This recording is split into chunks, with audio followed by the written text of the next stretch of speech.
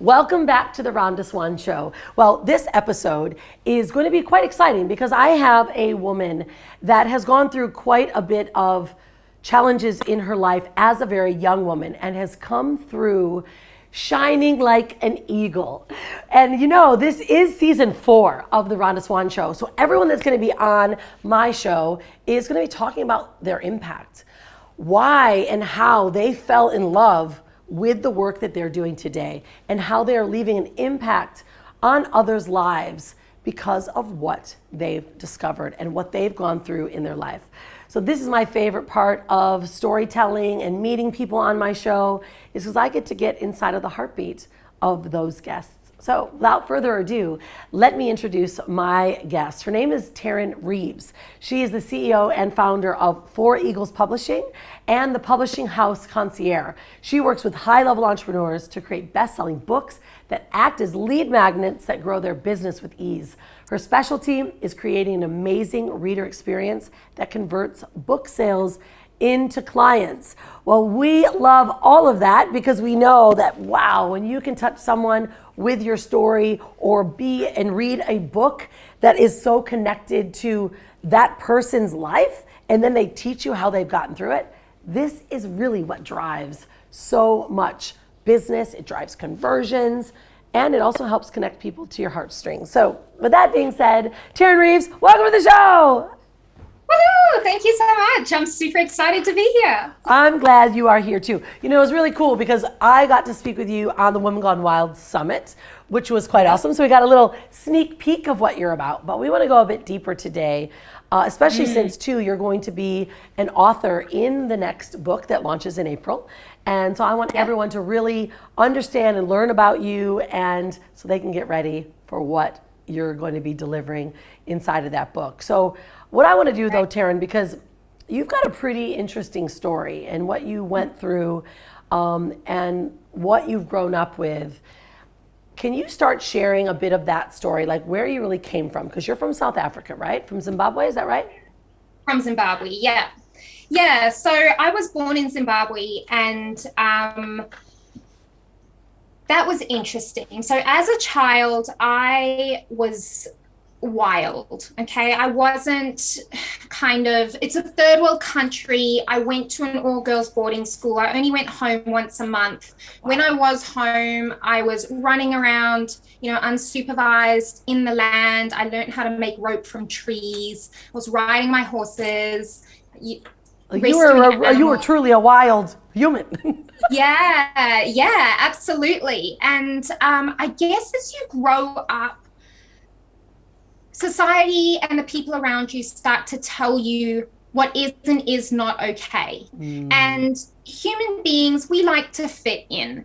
But before I go into all of that part of my story, I'll take it right back to the beginning before I even got to where I am today. So I don't know if many of you listening are aware, but there is huge political conflict in Zimbabwe and has been for many years. The African nations, unfortunately, tend to go down these war paths quite a lot. And this might trigger some of you, but basically it was, I'm going to say reverse racism, but in my opinion, racism is racism. Okay. It doesn't matter to me. As soon as you identify somebody as different to you for whatever reason, that to me is not okay. And so the British colonized Zimbabwe, which it was Rhodesia when the British colonized it, right? And we had a white president, and we settled the land, okay? And none of this is okay. That's not what I'm saying. It's just history, right? And so we had 2 farms. We were quite wealthy farmers. We grew tobacco, and we had cattle and maize, and everything was fine. There was a civil war, which my dad fought in, and it was never a racial war. It didn't start out that way, but when the Russians started supplying weapons to the guerrillas, and this whole guerrilla war broke out, and the white president got overthrown, basically, and Mr. Mugabe came into presidency. And he was a great president for quite some time. We had no issue with any of this, right? In the Constitution, though, it says that a president can only be elected so many times before they have to give up their seat. And it got to the point where Mugabe had to give up his seat.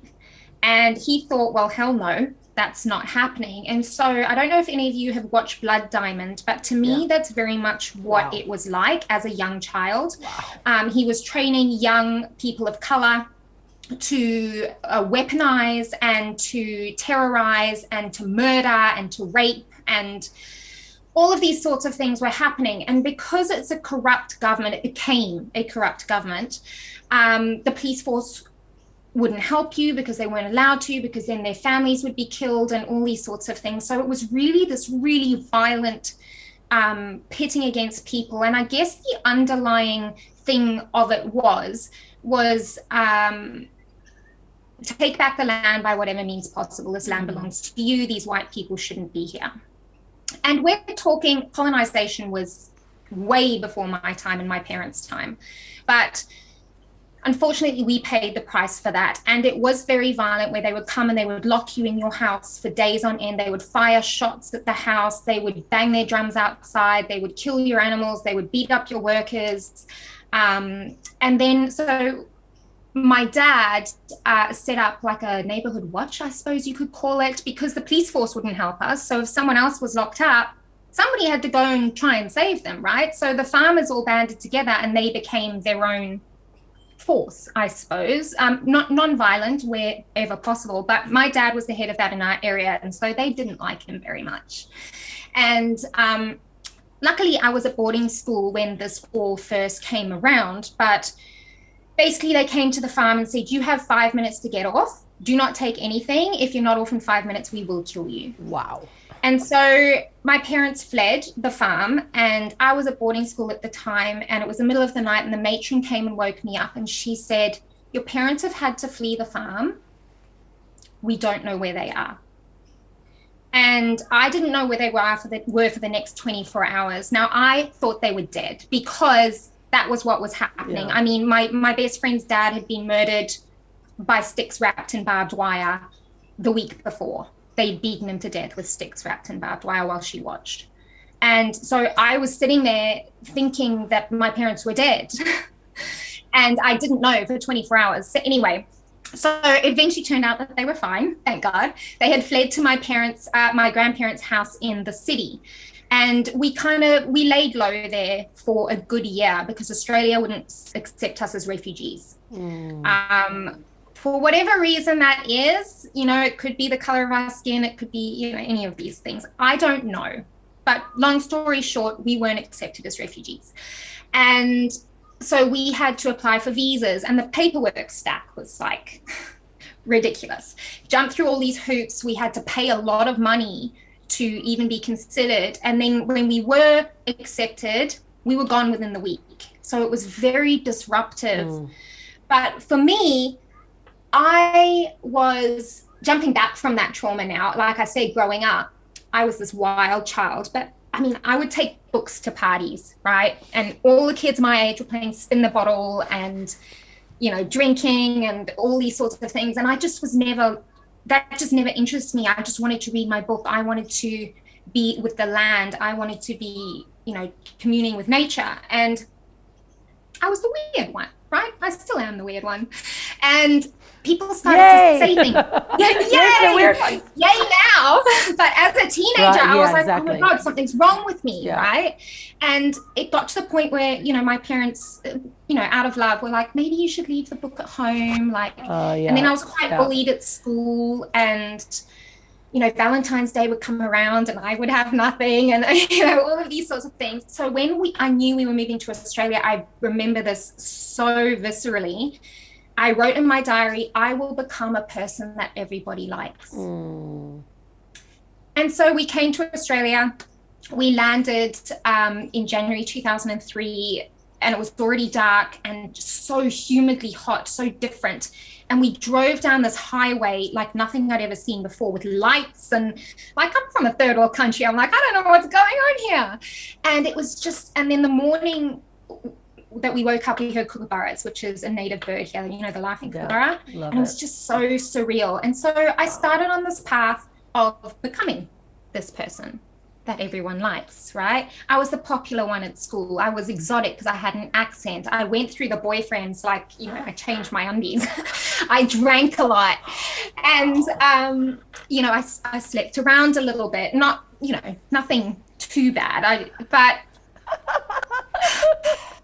Well, this is, okay, so I want to interrupt you because, like, this is so intense, okay? You're like, I'm listening to your story, I'm like, you should see the team out here, like, wait a minute, like this woman. I should come with a warning label. It's 2021. You're not 100 years old. Like this was just quite recent. Not my last check, no. You know? Sometimes like this, I feel that old. But, you know, this is the kind of things I think that's happening around the world. I love what you said. Racism isn't about, it's just racism. Like no one deserves to be treated like that. And I think that's one thing too that we really embrace so strongly and why you're in the book Women Gone Wild is because we embrace diversity. We are humans that are embracing each other's differences, but you were not, you didn't have the choice. And right, I mean, and I know this happens around the world, and it's even the idea to not have the choice and to be chased out of your home country is really scary. Yeah. You know, how do you think, Tarryn, like, how do you think those experiences actually started to shape you? Because you were just sharing as a teen, so like you start switching, right? And all of a sudden you're just trying to be this person. Yeah. How did you get through that time? Like, how did you really start to handle so a lot of it, you know? Culturally, us Africans are quite stoic, right? Yeah. It's very much a case of don't air your dirty laundry in public. I know if my parents listen back to this, they'll be like, oh my God, what's she doing now? We won't because it's like, don't talk about these things, right? Right. It's not okay. Don't air your dirty laundry in public. How can you say that? Don't swear on social media. Be the prim and proper lady. Right. Everything that basically, you don't want to be. Yeah.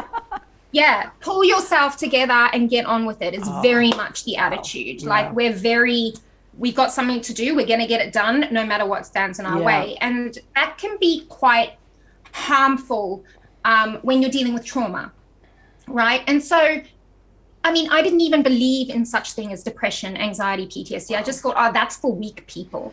This is what I thought. I thought that's for weak people. Yeah. So when I climbed the corporate ladder, right, and all of these, my drinking, my sleeping around, all of these things, behaviors I started to exhibit, I really thought that I was, you know, starting to create the life that I loved. Yeah. But it was a coping mechanism because when I drank, I'm talking like 4 bottles of wine and I'm tiny. Wow. Like, and I would still be fine, but I would be so emotional and I would just cry. And that's when all this stuff would come up, right? And I was climbing the corporate ladder. I got a degree in criminology. I was doing full-time shift work in the railway while studying full-time. I bought my own house. I bought the car. And by the age of 23, I was earning 6 figures. And I was like, I'm killing this thing called life. I am so on it. Wow. But I was so sick. On the inside. My skin, just before my wedding, it was horrendous, had like this, they didn't know what it was, but these breakouts all along here. And I lost weight at a rapid rate of knots. I wasn't sleeping. My hair was falling out. My nails were like paper. It was just horrific. And so I also dealt with a lot of sexual harassment and racism in the workforce when I got here to Australia. Like, why can't you speak more Australian? Because I had an accent. Like, you know, oh, how come you're not black? Did you wear loincloths to school? Like all of these sorts of weird questions, right? And so uneducated. I ended up having a burnout. I just got to the point where I couldn't physically do it anymore. And so my husband got me to go to the doctor, and I remember sitting in her office arguing with her and hysterically arguing. I was hysterically crying, and she was like, Tarryn, she was a South African lady, so she got, you know, where I'd come from. Tarryn, you have PTSD, chronic depression, and major anxiety. What? Yeah. There is no such thing. Wow. I am not weak. Do you have any idea what I've been through? Yeah. No, that's not true. And she's like, Tarryn, you need to listen to me. You need to go on this medication. And she's such a good doctor because she talked me down off this kind of hysteria, I guess, because to me, I was like, oh my God, I'm a failure. I'm a disappointment to my parents. Wow. I should just pack everything up now. It's not worth me being here.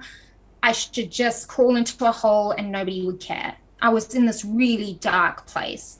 And the way she explained it to me was this. She said, Tarryn, depression or anxiety or any of these sorts of things you're like a truck, okay? You're like a little car and you keep getting stuck in the mud. And when you try to get out of the mud, you spin your wheels or you get out because the mud's on a hill, right? And you get a little bit up the hill, but then something happens and you fall back down and you get stuck in the mud. She's like, it's this continuous cycle and it's really exhausting. And she's like, medication for this sort of stuff is the tow truck that comes and hooks up to you and just gently pulls you to the top of the hill. And when you can get to the top of the hill, when we're at the top of the hill, you can do away with the tow truck. And I was like, oh, okay. But I was still in this deep well of shame, right? And so to answer your question, I didn't deal with it. The way I dealt with it was through numbing my pain, through alcohol, through boyfriends, through just pretending it plain wasn't there and just putting one foot in front of the other, because I have an incredible well of strength. When I put my mind to something, that's it. Nobody's going to tell me I can't do that, right? But sometimes that can be a detriment, because if you don't look at yourself and go, hey, something's not right. But I didn't have that modeled to me. I didn't have anyone around me that could share that. So, and I had to go on this journey. Right?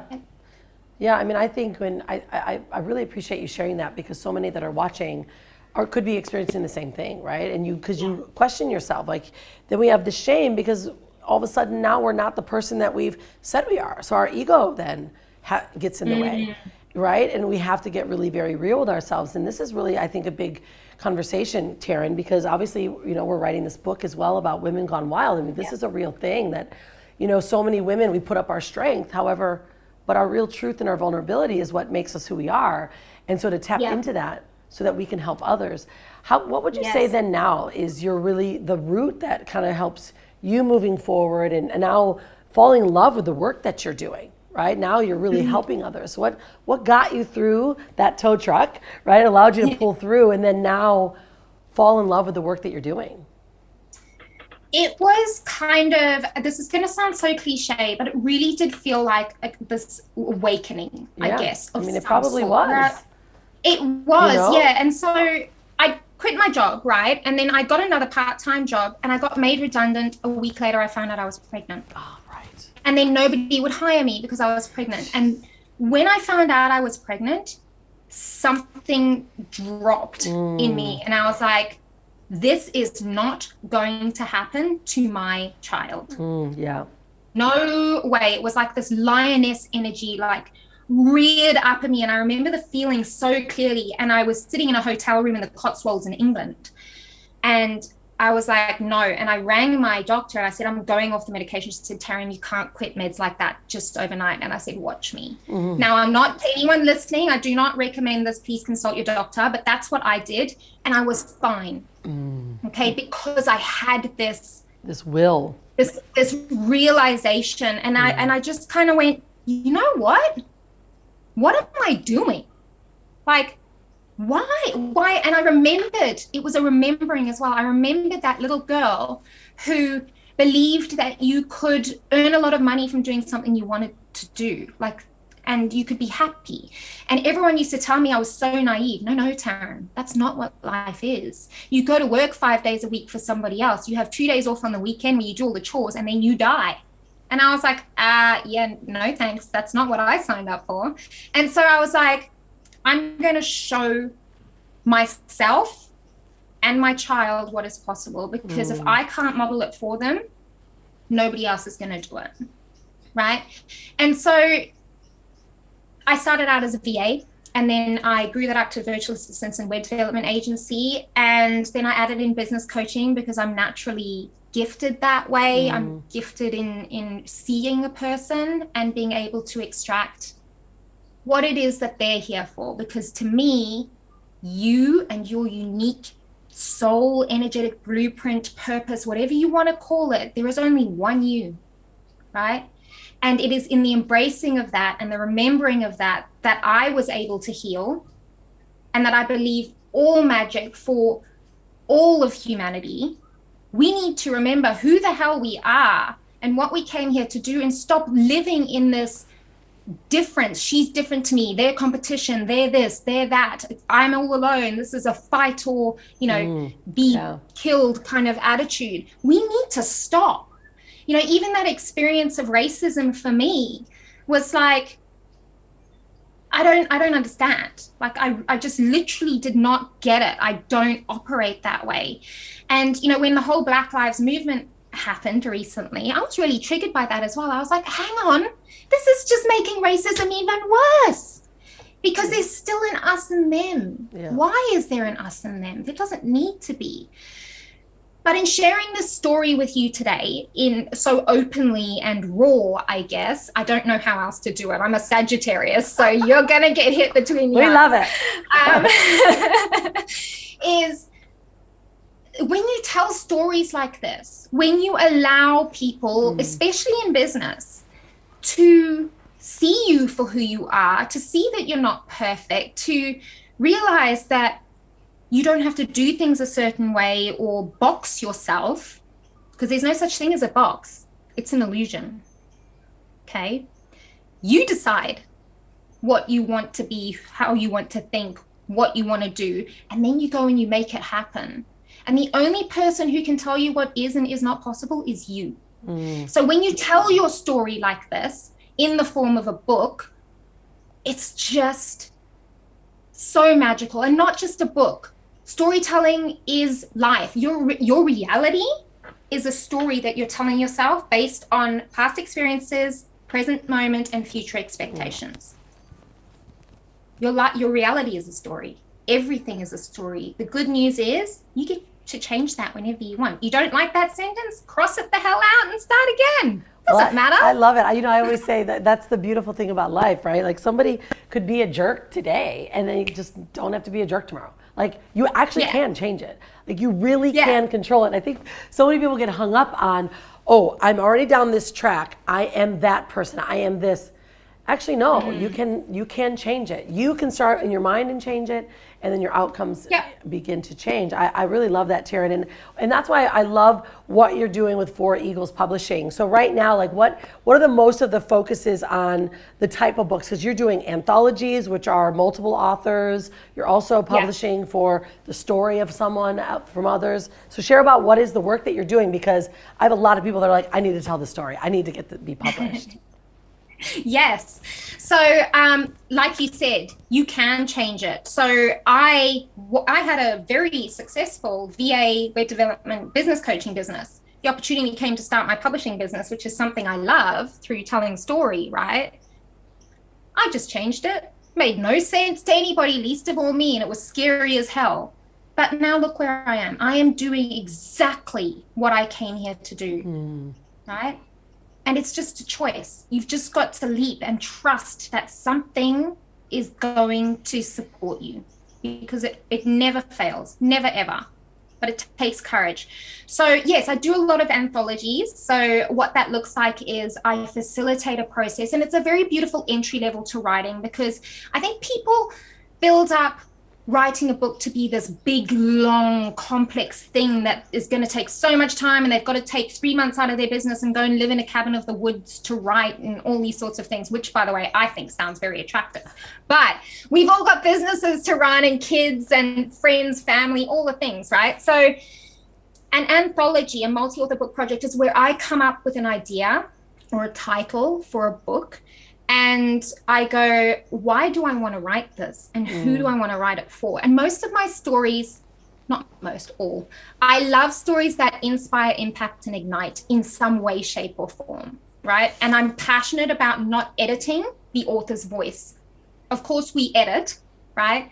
But the essence and soul of the author needs to stay. And so when I come up with an anthology book idea, I go out and I find the right people, and I just make invitations, say, hey, you want to come and write one chapter in a book, and we're going to do it in this beautiful sacred container, and we're going to support each other, and we do summits and promo packs. And the transformational writing process that I lead people through, it just astounds people each and every time. And they pop out the other side as best-selling authors, because we've never failed to reach bestseller. And they're just like, wow. And that process in itself allows their self-confidence to expand. It allows them to put a taste tester in the water for their writing, because most people are like, oh, I can't write, I'm not an author. I've had a lady say that to me, and she's written twice with me already. She's like, I don't even read, and now she's like writing 2 books with me, right? Because everybody's an author. Yeah. And so we also do the solo books as well, obviously, and we can do the writing, the publishing, the marketing, because there's no point in putting words on a page and then you're sitting there after launch day and being like, oh, that was fun. And then it's like gathering dust. No, this is a vital marketing tool for your business. Yeah, it is. Absolutely. I love it, Tarryn. I mean, because, even when, we did Women Gone Wild, it's opened up so many doors and connections with so many people, and it literally created a whole new business model. Like, it's like my mothership is my company, and boom, the book became a whole new entity. And I think it's really brilliant. So where could people then find you? How do they learn more about For Eagles? Because what you're talking about, I love that we went for your story first, because it allows us to really see you, right? And then who doesn't want to see someone and know that their story's worth being told? So how do they find you, and what's next for you? Yeah, so come and find me at foreaglespublishing.com. You can find me there, and I've got all the socials, all the things on there. Come and find me. Come join our writers group. It's called the Authors Lounge. It's a beautiful place where, we just kick back and support each other, tell stories, and just be epic. So what's next for me is I've got a new series of courses coming out. Write It, Publish It, and Market It are coming out. So it's ideal for the entrepreneur who's looking to self-publish. So it's a beautiful container where I walk you through all of the things that I know that you haven't thought about, from my expertise behind the scenes, because even though I might be, a bit woo-woo and wild and stuff in my feminine, I've also got this beautiful gift of the masculine where I'm like, right, this is the system, step 1, step 2, step 3, step 4, and I'm able to break it down into this really beautiful, easy pathway. And nothing is impossible. Your book and your story absolutely needs to be told. It's just waiting for you to say yes. I love it. Amazing. Well, I'm so excited too.